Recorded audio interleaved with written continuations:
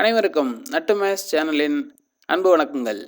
இன்றைக்கி நம்ம பார்க்க போகிறது 9ஆம் வகுப்பு கணித பாடத்தில் ஃபர்ஸ்ட் யூனிட் செட் லாங்குவேஜ். அதில் ஏற்கனவே நம்ம எக்ஸாம்பிள்ஸ் எல்லாம் பார்த்துட்டோம். இன்றைக்கி நம்ம பார்க்க போகிற டாபிக் எக்ஸசைஸ் ஃபர்ஸ்ட் 1.1. அதில் போகிறோம்.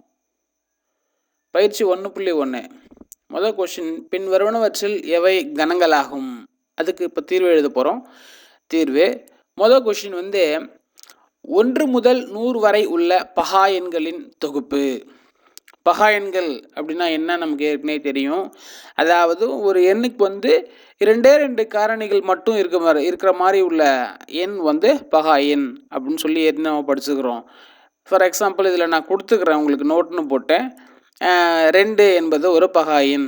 2க்கு ஏற்கனவே சொல்லியிருக்கிறேன் நான். 1 ஒரு ஃபேக்டர், அதே 2மே ஒரு ஃபேக்டராகவே இருக்கும். அதனால் 2 என்ற எண்ணிற்கு 1 மற்றும் 2 இது 2 தான் ஃபேக்டர்ஸாக இருக்கும்.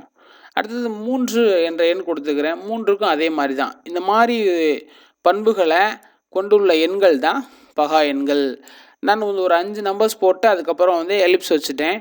அப்படியே கண்டினியூ ஆகிட்டுருக்கு அப்படிங்கிற மாதிரி பொருள் கொள்ளணும் இதை. ரைட்டா?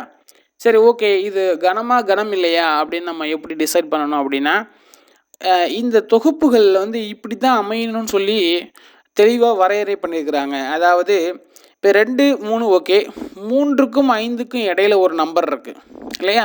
4 என்ற எண் இருக்குது.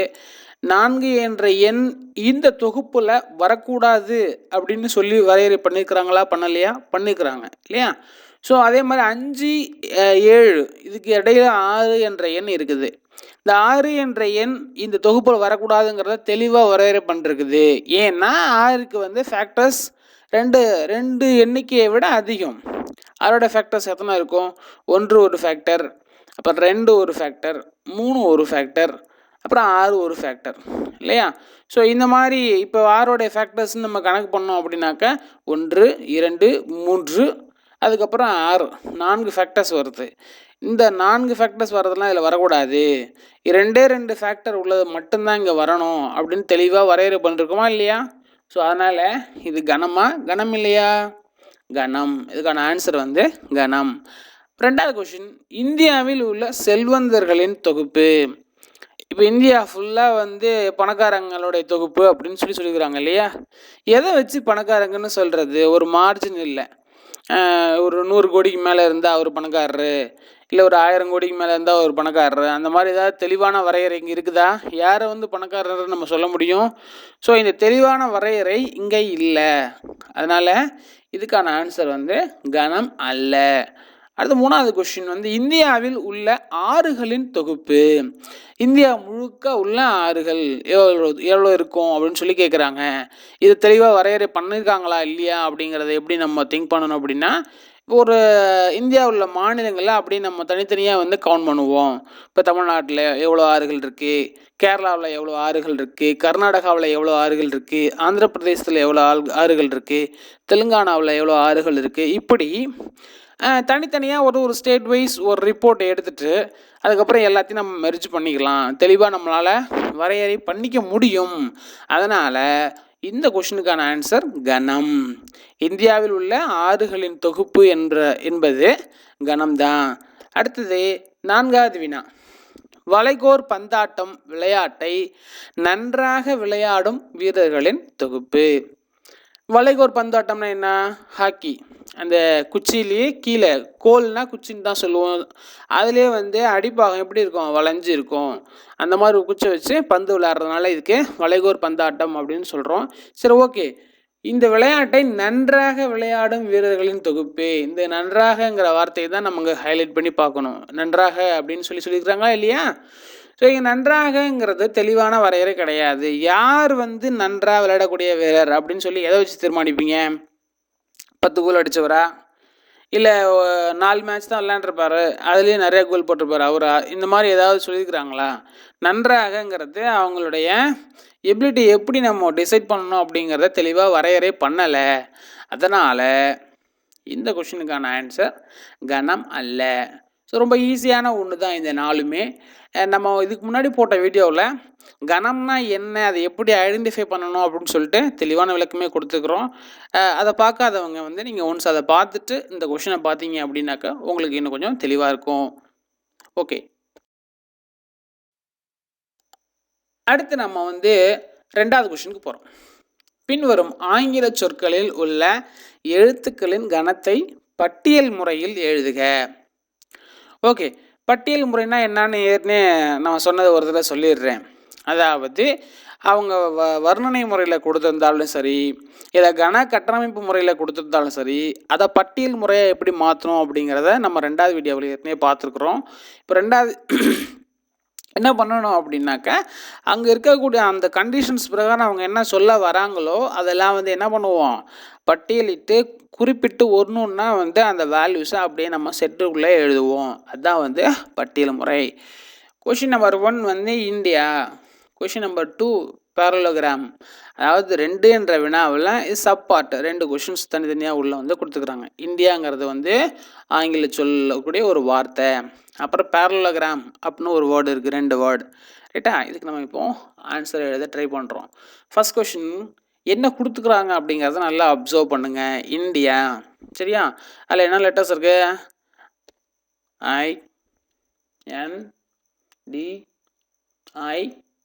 INDIA, right? இந்தியா. எத்தனை லெட்டர்ஸ் இருக்குது? 5 லெட்டர்ஸ் இருக்குது. இந்த 5 லெட்டர்ஸில் ஒன்று செட் ப்ராக்கெட்குள்ளே எழுத போகிறோம். இந்தியாங்கிறதுக்கு எந்த செட்டுன்னு வச்சுக்கணும் அப்படின்னு சொல்லிட்டு அவங்க எதுவும் சொல்லலை. அதனால் நம்மளாவே அந்த இதுக்கு வந்து ஏ அப்படின்னு சொல்லி செட்டுக்கு நேம் வைக்கிறோம். ரைட்? ஒரு செட்டை குறிக்கணும் கேபிட்டல் லெட்டரில் தான் குறிக்கணும். ஸோ அதனால் இங்கே நான் ஏவை கேபிட்டலால் மென்ஷன் பண்ணிட்டுருக்கிறேன். Set A is equal to set bracket open பண்ணிக்கிட்டேன். ஃபஸ்ட்டு என்ன இருக்குது அங்கே? I, right? ஸோ செட் ப்ராக்கெட்டுக்குள்ளே நான் என்ன பண்ணுறேன்? ஐயை போடுறேன். அடுத்தது எண்ணையை அடுத்ததுக்கு போட்டேன். அடுத்து என்ன இருக்குங்க? டியை போட்டாச்சு. அடுத்து என்ன இருக்குது? ஐயை இப்போ செட் ப்ராக்கெட்டுக்குள்ளே எழுதணுமா எழுத வேணாமா அப்படின்னா எழுதக்கூடாது. ஏன்? ஏற்கனவே ஐ ஒன்ஸு வந்துடுச்சு. அது செட் ப்ராக்கெட்டில் நம்ம ஐங்கிறத எழுதிட்டோம். செகண்ட் டைம் வர்றது ரிப்பீட் ஆனால் அதை எழுதக்கூடாதுங்கிறது தான் ரூல், ரைட்? ஸோ ஐயை நம்ம எழுதாமல் ஸ்கிப் பண்ணிடுறோம். அதுக்கு அடுத்தது என்ன இருக்குது? ஐயை ஸ்கிப் பண்ணிடுறோம், ரைட்டா? அதுக்கு அடுத்து என்ன இருக்குது? ஏ இருக்குது. ஏ வேணாம் எழுதலாமா எழுதக்கூடாதா? எழுதலாம். ஏன்? அங்கே வந்து ஏ ஃபஸ்ட் டைம் இப்போ தான் வந்து வந்திருக்கு, ரைட்? ஓகே, இப்போ INDA இந்த 4 எலமெண்ட்ஸ் மட்டும்தான் அங்கே செட்டு ஏக்குள்ளே இருக்குது, சரியா? ஓகே, முதல் கொஷின் ஓவர். இப்போ செகண்டுக்கு என்னென்னு நம்ம ஆன்சர் எழுத ட்ரை பண்ணுறோம். அதில் என்னென்ன லெட்டர்ஸ் இருக்குது? ஃபஸ்ட்டு பேரலோகிராம் இல்லையா? அதில் first letter P, A, R, A, L, L, E, L, O, G, R, A, M, right? Parallelogram. இவ்வளோதான் லெட்டர்ஸ் அதில் இருக்குது. இப்போ இதுக்கு நான் என்ன பண்ணுறேன் அப்படின்னாக்கா செட் பி அப்படின்னு நானாக வந்து டிசைட் பண்ணி வைக்கிறேன். Set B is equal to வச்சாச்சு. ஓகே, இதில் கூடிய ஒரு எலமெண்ட்டும் செட் பிக்குள்ளே போட போகிறோம், ரைட்டா? ஓகே, ஃபஸ்ட்டு என்ன லெட்டர் இருக்குது? பி. அதை செட்டுக்குள்ளே போட்டாச்சு. அடுத்து என்ன லெட்டர் இருக்குது? ஏ. அதையும் செட்டுக்குள்ளே போட்டாச்சு. அதுக்கு அடுத்த லெட்டர் என்ன இருக்குது? ஆர். அதையும் செட்டுக்குள்ளே போட்டாச்சு. இது வரைக்கும் நோ ப்ராப்ளம். அடுத்த லெட்டர் என்ன இருக்குது? ஏ இருக்குது இல்லையா? ஸோ இந்த ஏவை வந்து செட்டுக்குள்ளே எழுதணுமா வேணாமா அப்படின்னு நம்ம இப்போ டிசைட் பண்ணணும். ஆல்ரெடி ஏ ஒரு தடவை எழுதிட்டோம், செகண்ட் டைம் ரிப்பீட் ஆகுது. ஸோ இதை வந்து எழுதக்கூடாது. ஓகே, அதை எழுதாமல் அதுக்கு அடுத்த லெட்டருக்கு ஜம்ப் ஆயிடுறோம். என்ன இருக்குது? எல். எல்ல செட்டுக்குள்ளே எழுதுகிறோம். ஓகே, அதுக்கடுத்து என்ன இருக்குது? எல். இந்த எல் ஆல்ரெடி ஒன்ஸ் எழுதிட்டோமா? ஸோ ரிப்பீட் ஆகிறதுனால இந்த எல்லை எழுதக்கூடாது. அதுக்கு அடுத்து என்ன பண்ணுறோம்? ஈக்கு போகிறோம், ஜம்ப் ஆகிறோம். இ. அந்த இ எழுதாமல் எழுதக்கூடாதா? எழுதிடணும். அதை எழுதிடுறேன். அதுக்கு அடுத்த லெட்டர் என்ன இருக்குது? எல். ஆல்ரெடி எல் ஒன்ஸ் எழுதிட்டோம். ஸோ இந்த எல் என்ன பண்ணக்கூடாது? எழுதக்கூடாது. Okay, next O. ஓவை எழுதிடுறோம். Next G. ஜி லெட்டர், அந்த எலமெண்ட் என்ன பண்ணுறோம்? எழுதிடுறோம். அதுக்கு அடுத்து என்ன எலமெண்ட் இருக்குது? ஆர். ஆல்ரெடி ஆர் எழுதிட்டோம். ஃபஸ்ட்டு பாருங்கள், PAR, அந்த பேரலோகிராம்ங்கிற வேர்டில் PAR நான் வருது, அங்கே ஆர் எழுதிட்டோம். ஸோ இந்த ஆர் வந்து ரிப்பீட் ஆகிறதுனால இதை நம்ம எழுதக்கூடாது. அதுக்கடுத்து என்ன இருக்குது? ஏ. லெட்டர் ஏவும் ஆல்ரெடி நம்ம எழுதியாச்சு. இதுவும் ரிப்பீட்டு தான், அகைன் ரிப்பீட் ஆகுது. அதனால் இதையும் நம்ம எழுதக்கூடாது. Next letter M. எம் என்ன பண்ணுறோம்? செட்டுக்குள்ளே முடிச்சிடுறோம். அவ்வளோதான் இதோடைய ஆன்சர். அதாவது இங்கிலீஷ் ஆல்ஃபாபெட்டாக இருக்கட்டும், இல்லை வேறு நம்பர்ஸே கொடுத்துருந்தாலும் சரி, ஆர்டராக கொடுத்துக்கிறாங்க. ஏதாவது கண்டிஷன்ஸ் கொடுத்து நம்பர்ஸை வந்து என்ன பண்ணுவாங்க அப்படின்னாக்கா, கணக்கட்டமைப்பு முறையில் கூட கொடுக்கலாம். எந்த முறையில் கொடுத்துருந்தாலும் பட்டியல் முறையில் எழுதணும்னு சொல்லிட்டாங்க அப்படின்னா, அங்கே இருக்கக்கூடிய எலமெண்ட்ஸ் ஒன்ஸ் மட்டும்தான் வரணும். ஒரு தடவை மட்டும்தான் செட் ப்ராக்கெட்டுக்குள்ளே இருக்கணும். 2வது தடவை எழுதக்கூடாது. அதுவே ரிப்பீட் ஆகி வந்துச்சு அப்படின்னா அதை நம்ம விட்டுறணும். அதை மட்டும்தான் இங்கே நம்ம புரிஞ்சுக்கணும். சரிங்களா? ஓகே. இந்த வீடியோ உங்களுக்கு பிடிச்சிருக்குன்னு நான் நம்புகிறேன். Subscribe and forward if you like. Thank you.